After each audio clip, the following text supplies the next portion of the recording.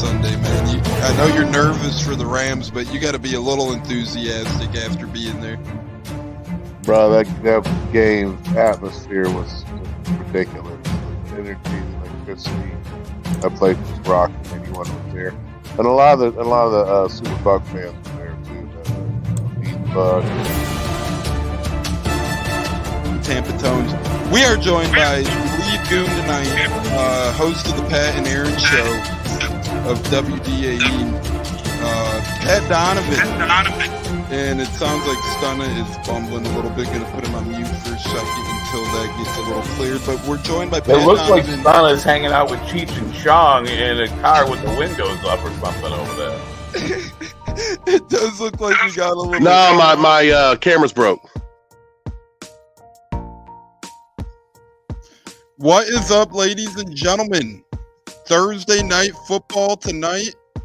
We got a great guest in the house tonight. We got a brother of the shows, friend of the shows, Bucs By 30, Zach Johnson in the house. We'll bring him in here in a minute. We're going to talk all things Bucs memorabilia, game-used items, man caves, and so much more. And it's very exciting to have the man with the plan and probably the best man cave, if not one of the better Bucs man caves in all of the land, the West Virginia man himself, Zach Johnson, joining us. And we also have our great co-host, Stunna. J-Lo will join in a couple of minutes as well. I'm your host, Tampa Tones, as always, here on the Buccaneers. And it's a beautiful Thursday night, just past the 6:15 Eastern hour, as we're nearing Thursday night football kickoff. We're going to talk a little bit about Thursday night football tonight. We're going to preview a little bit of Bucs Titans, but the main crux of the show will be Bucs memorabilia and will be Bucs Man Cave. But that's to come second. First, we're going to bring in our guest. We're going to talk a little Bucs ball, what's been happening, and what's going to come this weekend here on the Buccaneers with Bucs football. Mr. Zach Johnson, Bucs By 30 himself. Zach, long time no talk, brother. Glad you could join us tonight, my friend. Always a pleasure talking with you one way or another, whether it's about memorabilia or Bucs football. But glad you could join us for a little bit, brother. Excited to have you on tonight. Yeah, thanks for having me. I appreciate the time. Yeah, and you could tell already your background there is just a little bit filled with Bucs jerseys. Nothing crazy there. So we'll get into those great game-used jerseys in a little bit here. But Zach, for the people new here, for the people new to you at the very least, where's a good spot where they can keep up with you in the land of X and the land of Twitter and all that fun stuff? Oh, man, if anybody wants the privilege of following me on Twitter, it's at Bucs By 30, but it's just nonsense. So if you want some serious takes on social commentary, I'm not your follow. Well, I think half of Bucs Nation could almost shoehorn into that statement right there. Is, we're a band of brothers and sisters, but we like to have fun on there. We like to, treat each other like brother or sister, whether it's for better or for worse. You never know what fireworks might arise, but everybody go follow Zach. He's a great follow, whether it's his Bucs content or his Bucs collecting, which we're going to get into later in the show, and I'm so excited about that. That's going to be incredible. First, we'll bring in the Buccaneers and preview the big game this Sunday. Quick, kind of do or die here. Stunna, how you doing, brother? Thanks for joining as always. Hope you've been well, man.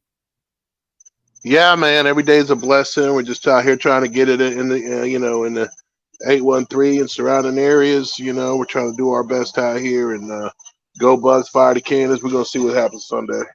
As Christopher Cole joins, says evening, guys. Evening, Christopher. Hope all is well here, and your Thursday night is football slowly approaching. Katz, I see you snuck your way in, brother. How you doing? Thanks for joining tonight. Hope all is well.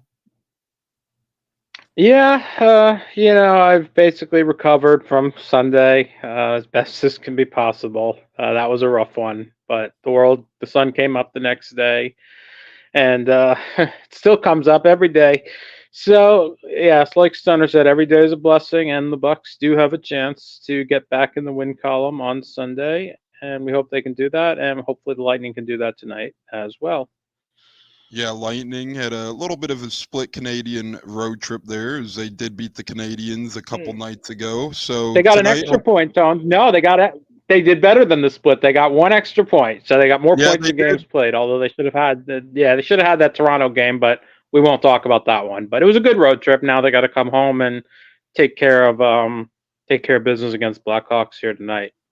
We call that munching a point. They were able to munch a point down there. So good point, Cats. No pun intended there. But the Lightning back in action tonight. So hopefully a lot of sports on tonight. Bears, Panthers, couple of college football games, full slate of college basketball, and most importantly, the Lightning. But most importantly, we're here talking Bucs football. We're going to get into score predictions and player of the game predictions as, again, our main game day preview is going to be tomorrow night's show. Make sure you're with us tomorrow night at about 6:45 Eastern time. We're going to get into a little bit tonight, but mainly tomorrow night. But we will get score predictions and player of the game in. Without further ado, we'll start off with our guest, Zach, here, and then we'll get to J-Lo. Zach, what do you think the score is this Sunday? You think Bucs are in for redemption? I know it's been a hell of a ride of late for this team. Not in a good way. You know, it's kind of been a dark cloud hanging over our head for about a month now. We haven't had a win since the beginning of October. We're sitting here thirsty and hungry for a win. Do you think it comes Sunday, Zach? What do you think happens? I hope so. I really thought we were going to get right with Houston, but we all saw how that shook out. So I'm going to keep my fingers crossed. Think positive thoughts that we get it done this week. Yeah, what say you, J-Lo? I see you're joining us. Do you agree with Zach? Do you have positive thoughts heading into this week? Yes and no. It's kind of hard right now because how the way our defense got torched by a rookie quarterback, and we got another one coming in. So, but hopefully, Bowles gets it turned around and cuts this good week of practice crap and actually show it on the field Sunday. Yeah, Cats, what say you about the game Sunday? You got good vibes, or you not looking forward to it?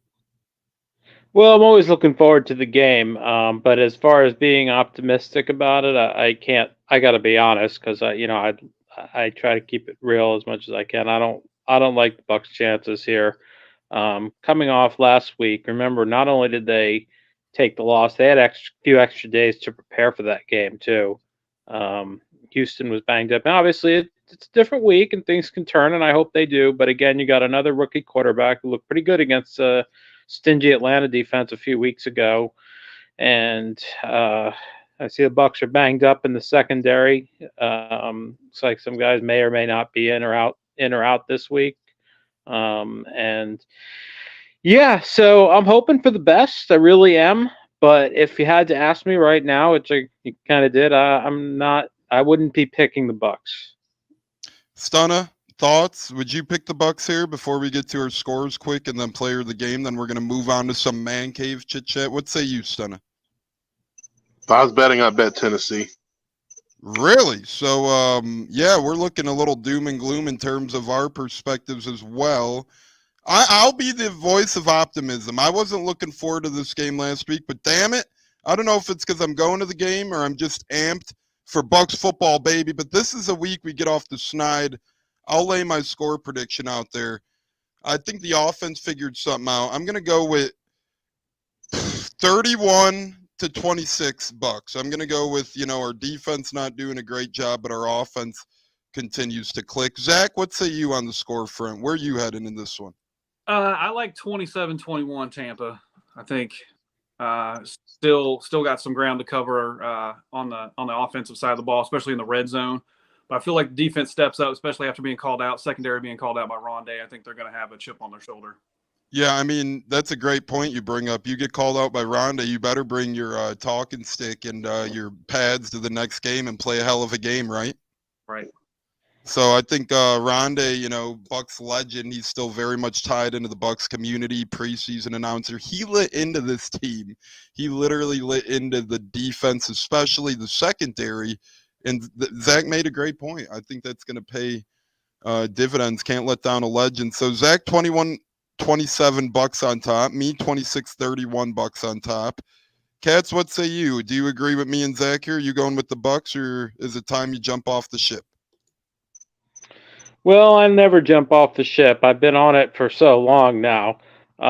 As far as picking this week, though, I do think we see an entertaining game, but I don't see it coming out on the Bucs side. I just think I think the Titans are now all of a sudden kind of found themselves a bit with Will Levis in there. I thought, obviously, Derrick Henry's dangerous. Even though the Bucs do a pretty good job, very good job stopping the run, generally speaking, as long as Vita Vea is in there. I think it's going to be very tough, and I see the Titans pulling a close one out. I do think it'll be very close, but I see Tennessee taking it 27-24. So you're going 27-24 Titans. Hey, I can't really blame you for picking against our beloved Bucs at this point in the season. Man, after starting 3-1, never thought we'd be here. But hey, it is what it is, and we're going to continue to fight. Stunna, based on how you sounded, you might not pick the Bucs. Is that going to be the case? Yeah, I'm not picking the Bucs. What's your score, brother? 42-36 Titans. Holy crap, you got Will Levis chopping us up like that mayo he puts in his coffee, huh? Top chef. Well, that'll be a bloodbath. Exciting game if you're in attendance, but the Bucs better win if it's that high score. And J-Lo, who do you got, brother? Who do you got, and what's your score? You're muted, J-Lo. There we go. Can you hear me now? Sorry. Yep. No, you're good. Part of me feels like I should pick the Titans, but because the Bucs came with a really tough loss last Sunday, I think the Bucs will find a way to pull out the win offensively more than defensively. So I say 28-24 Bucs. So we got 3 of us picking the Bucs, 2 of us picking the Titans, as we look like the Brady Bunch here. You guys are tuned into the Buccaneers, and special guest, man cave enthusiast, and really great memorabilia collector Zach Johnson, Bucs by 30, is kind enough to join the show tonight. We're still here for about 35 more minutes, as we're minutes away from getting into our man cave and memorabilia special here. And we're going to do just that. But first, we got MVPs of the game to get to. Zach, who do you like for Sunday? Who do you think on the Bucs is going to step up and earn the right to give us a 27-21 win? Well, I want to say Carlton so he has a bounce back game, but after the run Rashad's on, I think I'm going to have to go with hot hand and go Rachaad White. Another big game. Man, he's been coming on strong the past couple of weeks, and he looks really good pass catching out of the backfield. So we might have found a nice little niche market with Rashad there, Zach. I think that's a really good point. You have a Rashad gamer, and we'll talk about that as well. But I like Rashad a lot, so hopefully he could keep it going. He got a lot of hate early on in the year, but I like that Rashad pick. We'll circle back in the memorabilia talk. Cats, player of the game for you. You could pick a Buck, you could pick a Titan since you picked Titans, but just throw a player at us, brother. Well, I think Mike Evans is going to have a big game, even in a losing cause. So I'm going to go with Mike Evans on the Bucs side. But ultimately, I'm going to pick the rookie quarterback. I hate doing it. I really do. But, I don't think he's C.J. Stroud, but he looked, like I said, he looked good against Atlanta, and it looks like they've got some cohesiveness now. So one on each side. I think Mike Evans has a big game for the Bucs, probably the best game of any receiver in this game.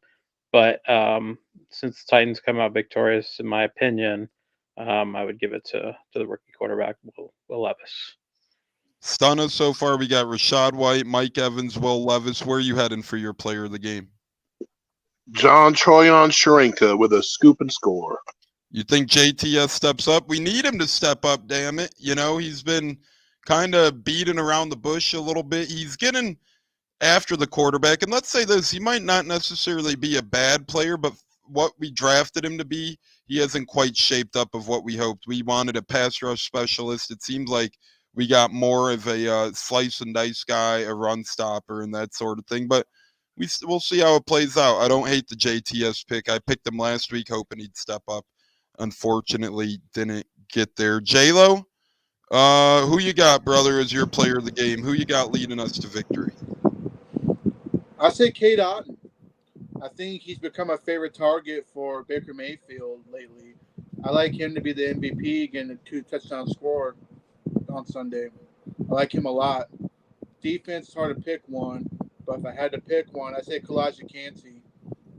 I think he's going to step up and get a sack or two maybe, because Cansey's looked good, man. He's looked good. No, he has. Like I said, to me, so far he's lived up to the hype at the first round pick, and I like what he's doing.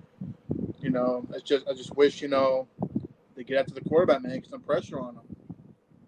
Yeah, I agree with you there. As Bucks Life says, Man Cave Talk next. We will get to the Man Cave Talk Bucks Life, and we appreciate you bringing that up. We're going to make a couple more predictions here for Thursday Night Football, and then we'll get into Man Cave chatter just like that.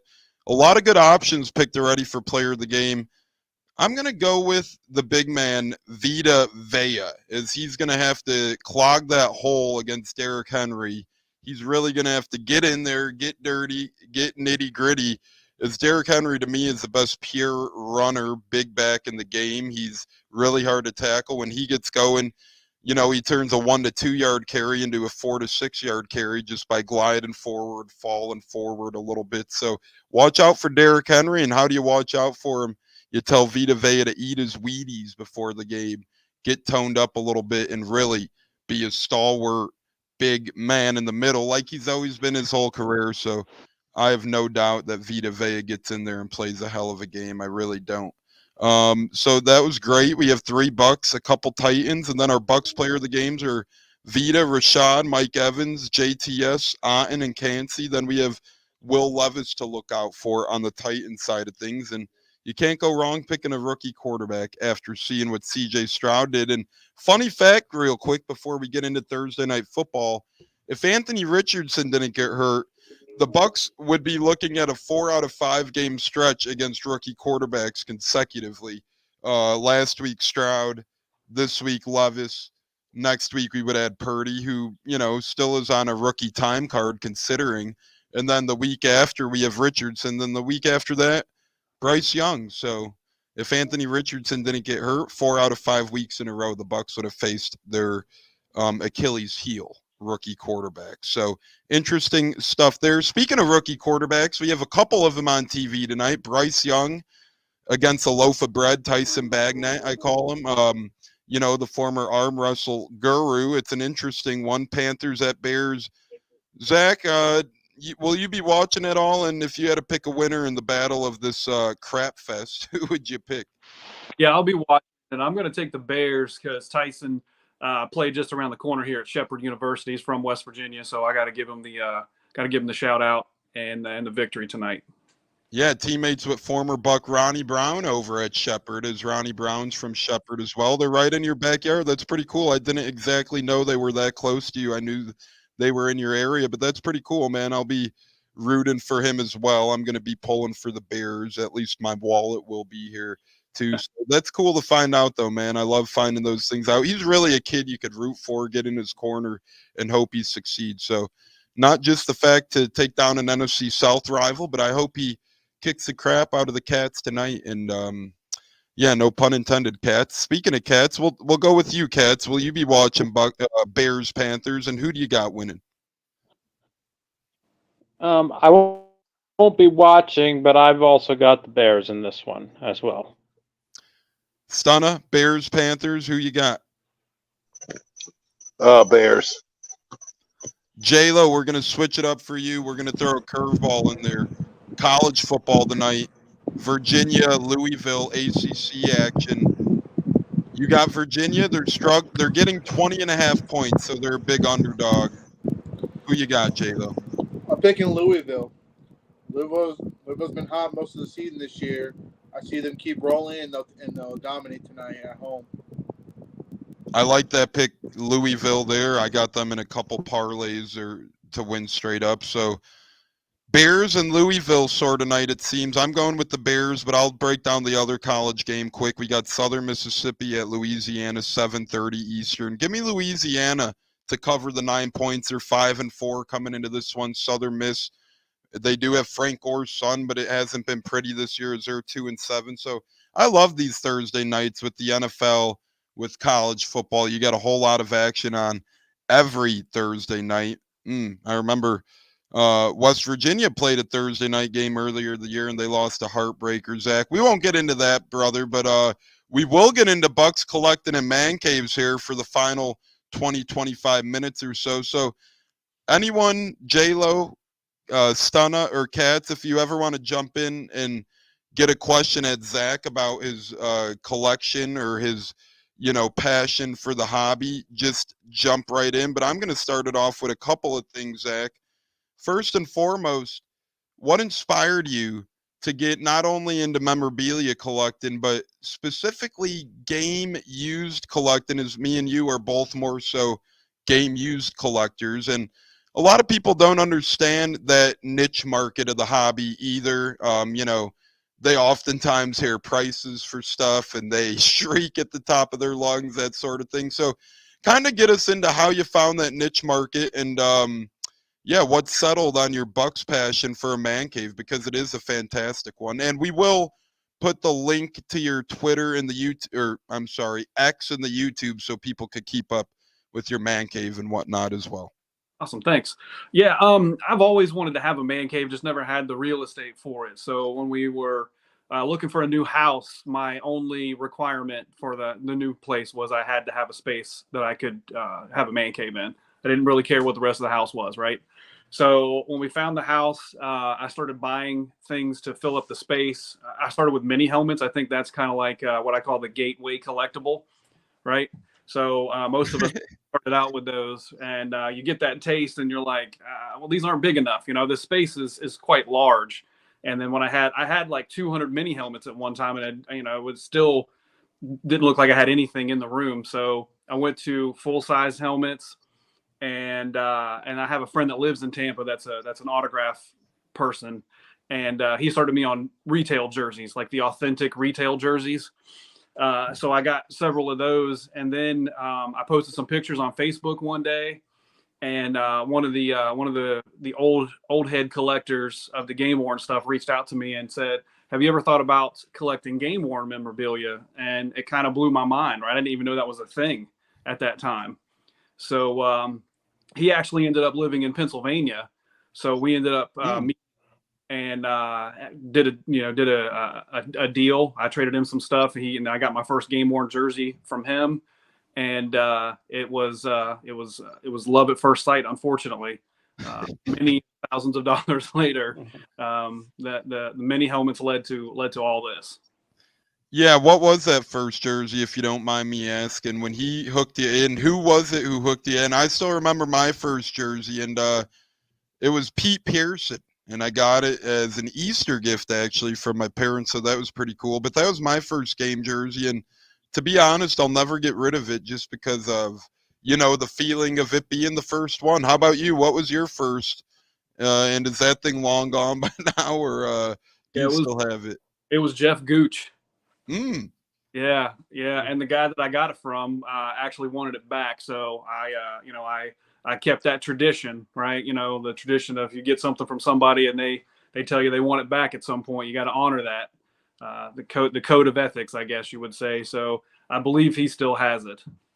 Yeah, that's a good point for those of you unfamiliar in the game worn community. If you own something and get rid of it, you don't own it anymore, but you kind of have the first. It's like a rematch in a fight, right? You lose a fight, you get a rematch. You lose a jersey, you get first dibs at buying it back when it does hit the open market. So good point there, Zach. Real quick, J-Lo, if you could own one game worn Bucs jersey, any player, any era, who would it be?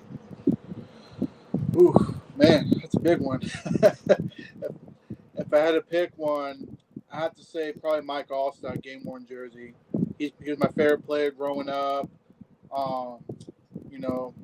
That'd be somebody I would want. Cause I already got an autograph Mike Evans. He autographed my shirt when I was at training camp.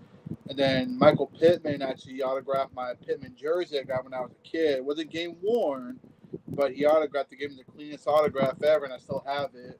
And then Cornell Williams, he signed my jersey as well. I have a away jersey. Like I said, not game worn, but I was one of those fans that waited after the game in the parking lot, and they always signed.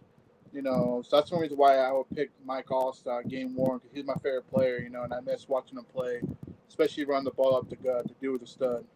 Zach, have you had an L-Stott before, or if not, just shine some light on L-Stotts. There's a pretty good amount of them out there, but A lot of them are issued. I don't think many of them are actually worn. So kind of just give us your knowledge on the L-Stop Bucks game worn market. Yeah, I've had a couple that were supposed to be worn, and you know what I mean, right? So we get those ones that they can't officially photo match, but they tell you that they were preseason worn, preseason worn, right?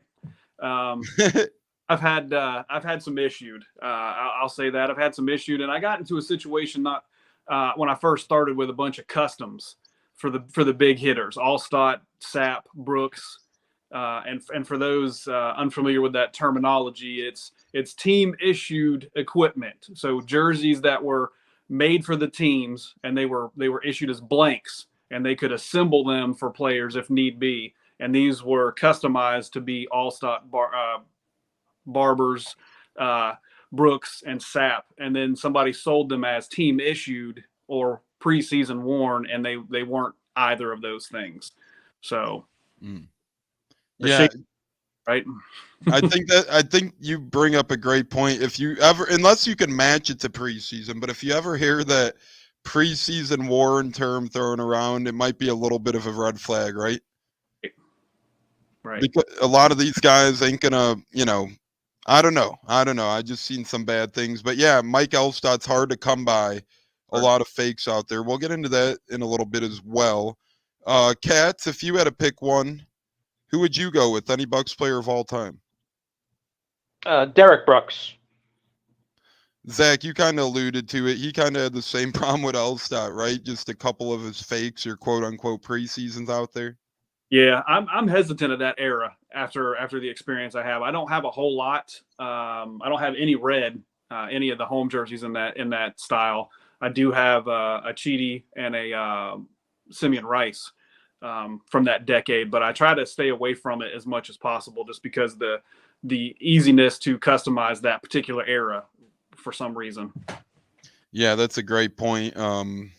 Man, we'll have to have a special one day on that whole era of game worn / not game worn. A lot of debates about that as well. So Brooks, Elstott from that era. Stunna, give us a newer era Bucks guy or an original previous era, even before Elstott and Brooks Bucks guy, that we could break down a little bit. Who's one oldie or one kind of newbie Bucks game worn jersey you could have if you wanted, Stunna? James Wilder all day.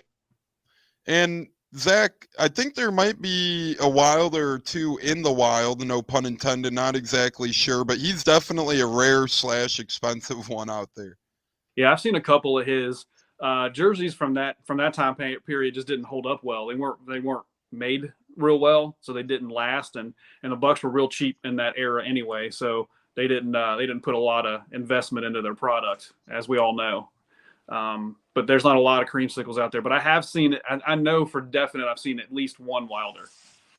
Yeah, and I think you make a great point. A lot of people don't realize is like how the evolution of jersey making is crazy. Like it's come such a long way. These Nike aerodynamic jerseys you see now that Vita Vea could barely get off of him after a game. If you've owned one from way back in the day, those things seem like wedding dresses compared to these things, right? They're all big, lengthy, meshy. They're hanging out. They're kind of gaudy a little bit. There's nothing aerodynamic about them. Now you got all the athletic wear, all the materials, all the, cheaper stuff, but more efficient stuff to make these jerseys look a lot more flashy. And honestly, for whatever reason, probably provide a better fit for the football game for these players. Kind of like helmets evolved over time. You don't see it as much with the jersey because it's just material, right? But it's kind of doing the same thing. So, Zach, I guess that's my next point. Are you a fan of with how jerseys evolutionized through time? If you had a pick, I think I know the answer given your jerseys in the background. But what's your favorite era of Bucks jersey to collect? If you had to pick one, and what would be the reasoning for that? Yeah, I'm in the minority. I like the 2014 to the 2019, what's commonly referred to as the alarm clocks, as my favorite style is collectible. It's different when you have a game worn of that, and that's what I try to tell people. Like the retail ones don't do them any justice whatsoever. When you have the game worn, the product that's on the field, you can really appreciate the jersey. And there's nothing cooler than taking that picture with the lights off and letting the flash catch that 3M and with the reflective material. There's nothing better as far from a collecting and displaying aspect than that 3M reflective material. It's pretty awesome. Yeah, before I went with your fancy side profile picture, courtesy of the Tampa Bay Times. Thanks for that. Hey, man, I think it's fancy. I think your pinky's up. I think you're having a glass of the bubbly with the loose cannon cigar in your hand. But no, all jokes aside, I think it was a great pick. But I was actually going to pick the one of your basement with all the reflective jerseys. I love that picture. It's hard for me to pull off here, but I got the same thing going. When you diminish the light, turn the light down a little bit, the reflection pops off that much more. And as you said, you don't get that with the retail jerseys, whether they're the stitched or the ones that are heat pressed.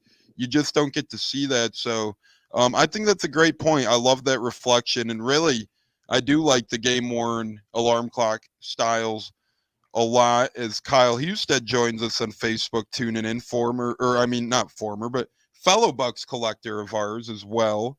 J-Lo, were you a fan of the alarm clocks, or if you could collect one era of Bucs jerseys, what would it be? I would have to say the Color Rush alarm clock one that I probably like the most between the home and the away. I already have a Mike Evans stitched up Color Rush. I do collect a lot of his jerseys, not autographed, of course, but I definitely got a lot of his jerseys. But that would probably be my favorite, Color Rush, and I actually miss that. Like, if they would have bring the Color Rush back, I would go all red all day, even though we didn't really win in them, except I think one game. And ironically enough, those were worn on Thursday nights, the Color Rush, for a good bit of time. I was there that night when Mike Evans got freaking dead in the sideline. That was horrible. The Atlantic. Yeah, I was there too. I was there, and me too. Even though I'm a big Gator fan, but I hated Neil that night. I was like, bro, really? Come on, man. You're trying to take our guy out. That was a hell of a catch. But anyway, long story short, the long clocks weren't the favorite, of course. But I did get a Mike Evans Color Rush. I have a Mike Evans regular home alarm clock jersey and Levante David as well. So I did get those when they first came out. So I like the Color Rush a lot. I do. Zach, kind of go into the Color Rush a little bit. Those are rarities in terms of game worn. Kind of the same thing, a couple fakes going around, but those are really hard to come by.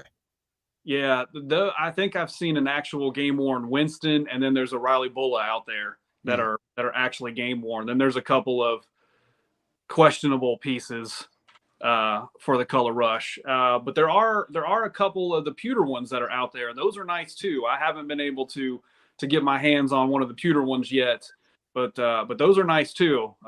Unfortunately, the Bucs don't think that we wear any color but white any longer, so we don't really get to see any of the other nice combinations of jerseys that we have. But I do agree with you. The Color Rush ones were fire, and I wish we could see those as a throwback.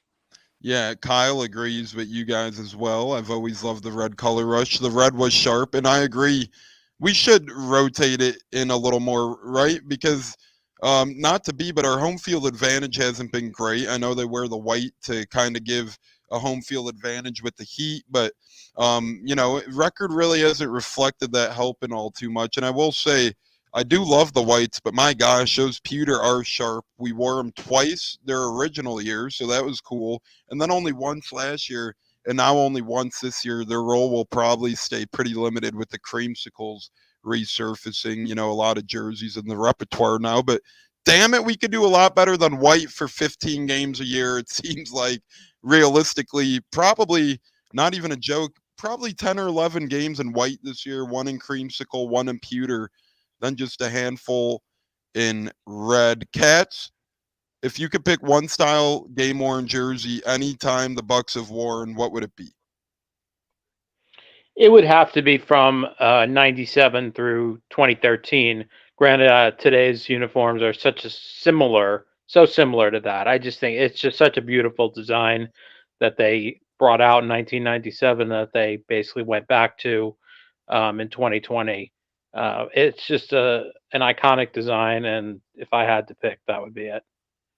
As Kyle says, I heard pewter once more this year. I could see us wearing the pewter for like a holiday, right? When we're either home on Christmas Eve or I forget if we're home or away on New Year's Eve, but if whatever game we're home, I know we're home on Christmas Eve for sure. I could see us wearing the pewter when it's a little cooler out, more eyes on the screen. Zach, what say you on Katz's comments about his choice of jersey? Yeah, I mean that's a great jersey, right? We won the first Super Bowl in those jerseys, so they'll always hold a special place in every Bucs fan's heart, right? Again, my only hesitance with that era is my experience with it. But there's a lot of great game worn jerseys that are out there from that era that are legit. I've seen there's a London Rondé Barber that's in the wild out there, and it's gorgeous. There's a couple of Saps that are out there that are great. So there's a lot of good ones from that era, and I can understand why that would be a preference for some folks. Yeah, those are nice ones, as you said. When they're legit, they're very nice. I have a white Brad Johnson. I believe it's issued. It could be game worn, though. It does have some usage on it. But man, it's a huge jersey. Big Bad Brad is a legend here. So I would go with Zach. Real quick on that, kind of give us your relationship with Brad, and if you have any of his items before we get to Stunna's jersey preference. Yeah, Brad Johnson is probably one of the nicest people on planet Earth. If you don't know him or have ever interacted with him, he just is genuinely kind. I have a gamer of his, and he signed it at the stadium for me a few years ago. And then I have a painting that I had, and I just posted a picture of the painting on Twitter, and he DM'd me and said, "Hey, here's my address. Send that to me, and I'll sign it for you." And I sent it down to him with prepaid postage, and he signed it, took a video, sent it back. He's sent me some items, some his NFC Pro Bowl practice jersey and a couple autographed items. He's just the nicest guy that you could possibly imagine. But something really interesting about Brad that I found is that he always changed his jersey at halftime because he did not like to be sweaty. So he would he'd wear two jerseys every game. And actually for the Super Bowl, he told me he wore three jerseys. He warmed up in one, he played the first half in one, and then he played the second half in one, and he gifted out two of them, and he kept one for himself. But I thought that was kind of interesting. Those are really nice gifts, and maybe that makes sense why mine could be warm. Maybe it just, doesn't have a lot of use on it, but that's very knowledgeable there. And you don't see that too often nowadays, right? You kind of see a jersey, a game type of thing, and then they swap it or sell it, or some Bucs players out there might try and scam you, but that's for another day. But other than that, no, for real, just on the forefront, that's a really cool story about Brad Johnson. Stunna, what's your favorite style jersey out there? If you could own one style Bucs jersey out there, what would it be? Probably the old school 1989 through 92 type of jersey. Zach, have you had any of those? I know the older they get, the harder and rarer they are to come by. So, yeah, I didn't have any from the 80s. I'm not a fan of the press-on numbers. Like I like all the stitching. So honestly, out of the creamsicles, I think 96 is my favorite because those are actual all stitched on numbers. I've had an issued Horace Copeland, had an issued Paul Gruber, and a worn Wilson year. Yeah, they were Wilson. And then Dave Moore, I had one of his. All white. I don't know that I've seen an orange 96 creamsicle anywhere. Have you, Tones? No, I have not. Only issued. I think I had a issued Trent Dilfer one, or I forget what year. It might have been later than that, but I had an issued Trent Dilfer one around that era, but I haven't seen a legit game worn creamsicle from that era yet. So we'll see if it comes about, and we'll see what comes of it. Now, fellas, we're going to do a round table. Everybody is the last one big thing. Let's ask Zach a memorabilia question before we give our final word and head out of here on a Tune Me Up Thursday Buccaneers Man Cave special with our special guest host, Bucs by 30, Zach Johnson, as we're live on Buccaneers YouTube. You can catch an instant replay on Apple, Spotify, Google, and so much more. And you can catch us on Facebook at Bucs Life LLC. J-Lo, if you could ask Zach any question about collecting, give us your go, brother. Yeah. Mind me asking, when was the first one you purchased, and what inspired you to start collecting jerseys? The first one I got, I don't even know the first one that I paid cash for. Man, I don't even remember. I can't remember which one was the first I paid cash for. Because you traded for the Gooch, you said, right? For the Gooch, and then it just went from there. I try to do more trading than purchasing, and when you get pretty heavy into the hobby, you can understand why. I know Tones will understand that comment. Trading, anytime you can acquire something with no money coming out of your bank account, it makes it that much more satisfying. But as far as like why game worn jerseys, I've always collected something, whether it's sports cards or action figures or whatever. But when it came to sports memorabilia, I wanted to do something that wasn't like everybody else. So going with something that's more unique, and that's why you see a lot of in the pictures and the videos on Twitter or X, you'll see there's a lot of artwork in here. I think artwork is unique. So I do that. I have a lot of paintings. One of my best friends is an artist, thankfully, and he puts up with all my insanity. He said he's never used the color red so much in any of the paintings because of how many Bucs paintings he's done for me. And then I have the prints. You can see the prints up here, however you put up here. That's an artist I found off Facebook, and he's willing to let me send him something, and then he draws it for me. So those pieces that make it unique to yourself and kind of you can kind of put your own personality in your collection makes it a little bit more special, in my opinion. So that's why game worn stuff. That is awesome there. That's a great answer as well. Very awesome. Definitely. I love those paintings too. So between your jerseys and paintings, it's incredible. And yeah, I've seen some in person at the Arians Family Foundation golf out, and just incredible paintings there. Cats, any last questions for Zach? Bucs by 30 while we have him until the next time? Yeah. Besides Brad Johnson, any other player that you've been able to interact with that particularly stuck out to you and, reached out, was particularly fun to interact with regarding this?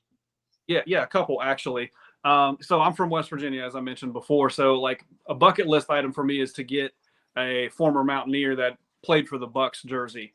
So I reached out to Keith Tandy on Twitter, and he actually responded back to me. I told him where I was from West Virginia. Mm-hmm. He said he was going to hook me up with a jersey. The season came and went, and I didn't hear back from him. So I messaged him in the off season, and he's like, "Yeah, I'm just waiting for the season to start, and I got you." Well, then we cut him. So he went to the Falcons, and after the year was up, he messaged me back, and he was like, "Hey, I don't have jerseys, but I got this Falcons one if you want it." So you're not going to say no to that, right?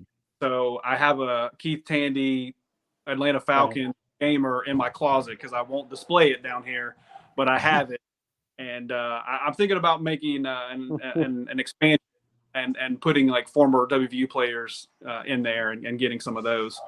But I also had the chance to interact with Rashad White on Twitter. I caught him one night. He was very interactive with fans.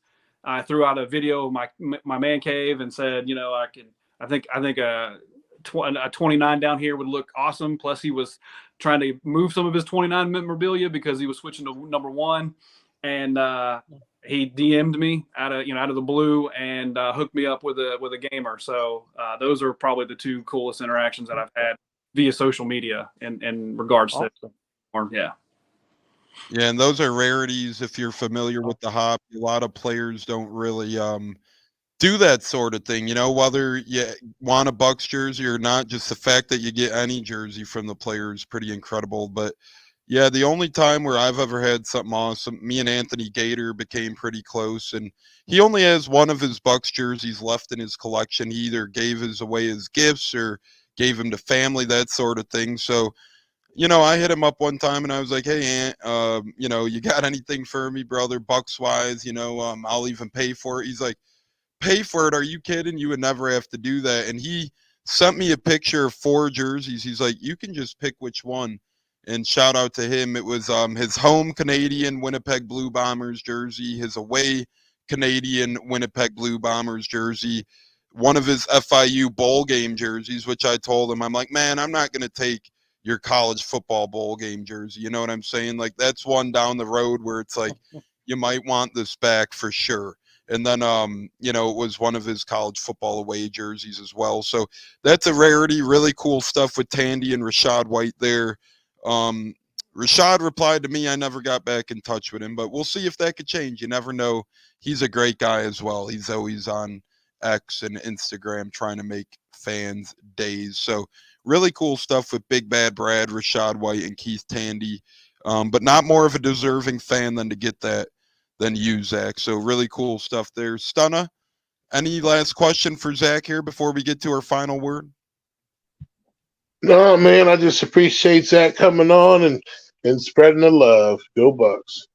Thanks. Yeah, it's been really fun, Zach. We'll have to have you back on, a later time in the year, or maybe in the off season. I'm going to create Man Cave specials and try and have one, every other week, a couple of months. So we'd really like you to get back on in the off season. Well, we'd like you to get back on in the regular season just to talk Bucs ball, but in the off season, to have a whole episode where it's literally just, question answer type thing where we actually aim the audience toward gearing up questions for the Man Cave. As Olivia says, amazing Man Cave. Next time you need to replace those with Packers jerseys. I don't think that's going to happen. The closest we'll get Zach, is that you're not cheat. doing that, are you? No, I was going to say the closest we'll get is that Cheaty, because he sacked Brett Favre twice in that jersey.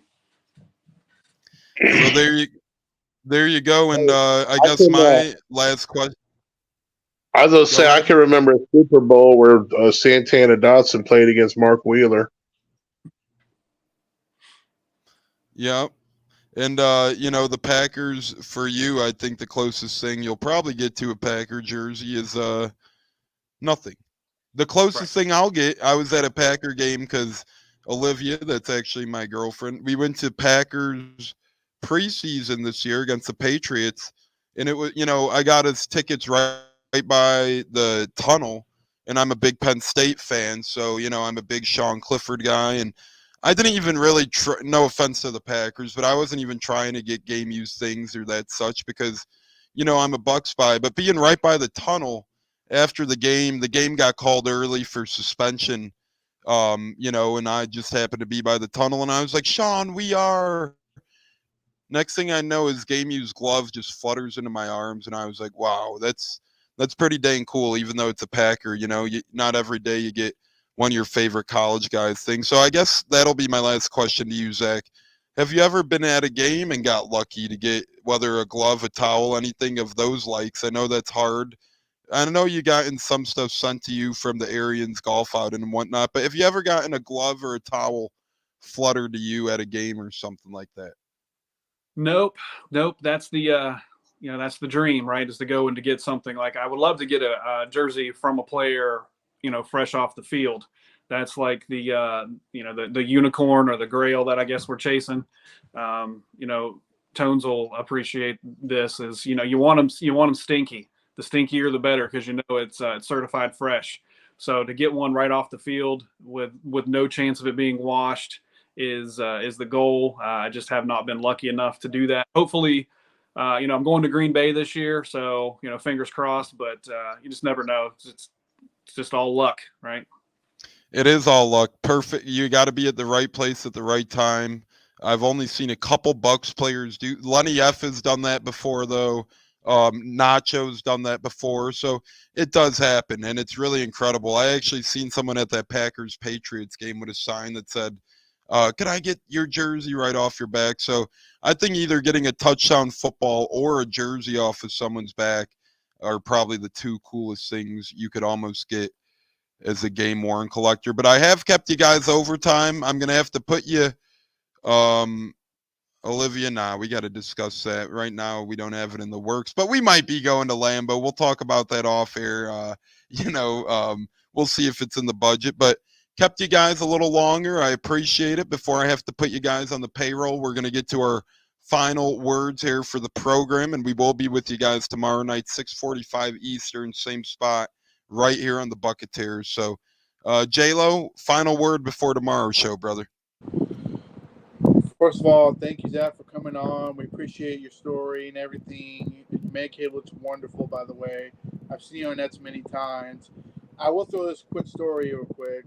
In 2002, I was at the Bucs training camp in Orlando, and a player threw me his gloves, and it turned out it was Michael Pittman. It had number 32 on them. That was probably one of the coolest things I ever gotten. I wasn't expecting. And I remember they're riding on the golf carts back to the locker room. Sure enough, boom, right in my arms, Michael Pittman. So that's another reason why cool. I got a lot of love for Michael Pittman. He's always been a friendly guy. I know he has trouble past, whatever, but the last couple of times I've ever seen him, because I'm one of those ones that wait in the parking lot, sign autographs. He always be friendly and sign all the time. So, but at the end of the day, thank you, Zach, and forgive me for ever posting anything on Twitter or X, whatever, about the past games, because it's hard being a Bucs fan to Bucs life. You know how that goes. Sir. Thank you. Katz, thanks for joining tonight, brother. Good luck with the Lightning. I'll be tuning in here and there when I'm not watching my gambling assortment of soiree, a smorgasbord of gambling, I'll call it tonight. Katz, any final words, brother? Same thing. I want to thank you very much, Zach, for coming on.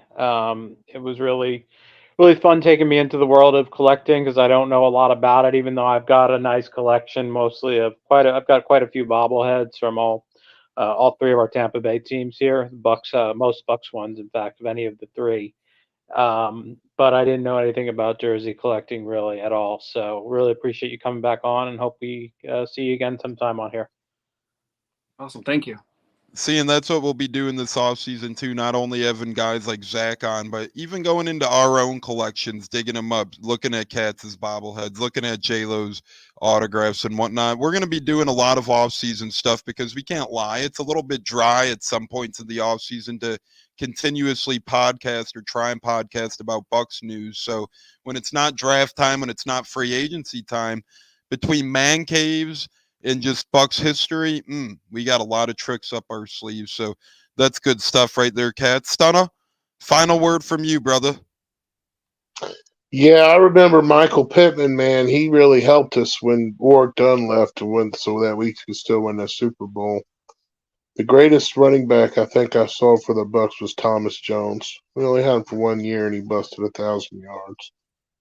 But Tennessee travels well. I'm kind of worried about Sunday. I hope the Buccaneers can show up, show out, and show this nation what our fan base is really made of. But I'm worried because Tennessee's proximity, they do travel well. We're going to have to be able to drown out the visiting teams in our own stadium sometimes when we play an up north team or a team that views Florida as a vacation spot. With that being said, go Bucs! Fire the damn cannons, go Bucs. You can't blame people for taking advantage of the beautiful Florida weather and Raymond James Stadium for a vacation, man. I do it right, but I'm going down there as a home fan, not a road fan. So this will be my third game. I'm going to the game Sunday. Hopefully we could scrap up a win. I'm 0-2 on the year so far. And then I'm heading to Indianapolis later this month as well for Bucs Colts. And then maybe Bucs. If the Bucs are in the playoffs or like in the hunt for the playoffs, I'll attend Lambeau. If we're down and out by then, I'll probably punt on that. But Zach, my last word to you and the show is going to be a question real quick. What's the name of your man cave? I know you got one, and how'd you come up with it, brother? Well, first year went to the Arians Family Foundation golf tournament in Gala. I had the happenstance of running into somebody that you guys might know, Mr. Jason Light, who sounds familiar. Who somewhat knew who I was from Twitter. And that's like the most mind-blowing thing that ever happened to me. He, without prompting, knew who I was. Somebody asked him about the guy with the jerseys on Twitter, and he said, "You mean Zach Johnson?" Like, it blew my mind. Like if I hadn't have been standing there, I wouldn't have believed the story myself. Well, later in the night, we were conversing, having some conversations, and then Jason Light became part of that, and he just referred to me as a psycho fan. So from that, I had dubbed the basement the psych ward, because how can you not take advantage of a nickname given to you by the general manager of your favorite team? That's so damn cool. And you got a lot of cool Jason Light stories and all that good stuff as well that we could maybe get into a little bit on the next one as well. But Zach, we're nearing an hour, brother. I appreciate your time so greatly, brother. Once again, where can the people keep up with you on Twitter? And what's your final word, Zach? Follow me on Twitter at Bucs By 30. If I don't follow you back, just hit me up, because I'm really bad about following back, but I will. And the only thing I would say is, collecting is a passion, right? Collect what you like, collect what you love, and don't ever let anybody steal that passion from you, because they're either jealous or, don't see the value in it that you see. So don't let anybody take that from you, and collect responsibly, because as a gateway collectibles will make make havoc on your bank account. So make sure you're always cognitive of how much you're spending. Otherwise, you will find yourself sleeping on the couch many nights. I could attest to that.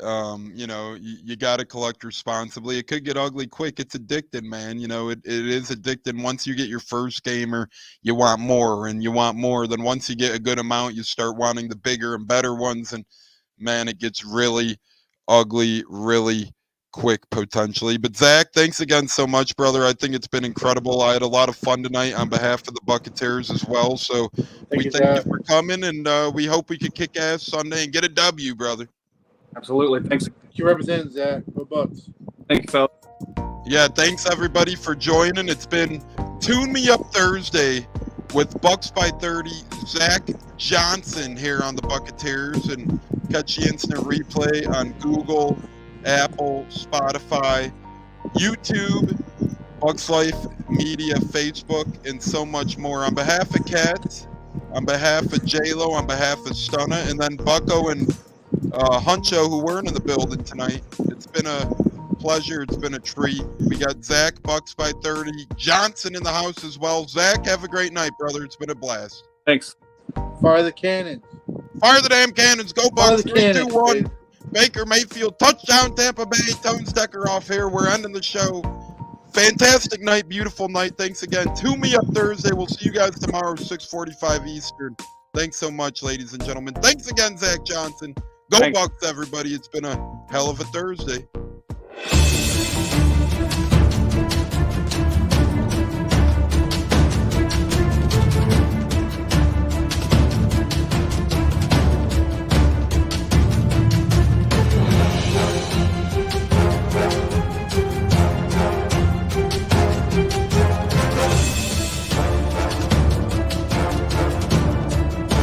Game on Sunday, man. I know you're nervous for the Rams, but you got to be a little enthusiastic after being there.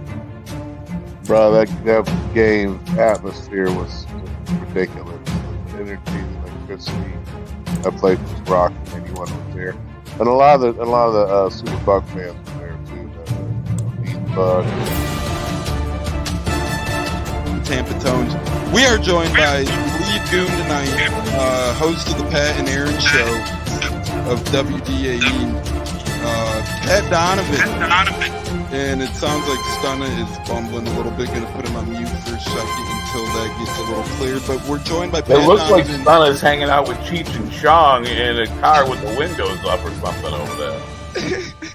It does look like we got a little. No, my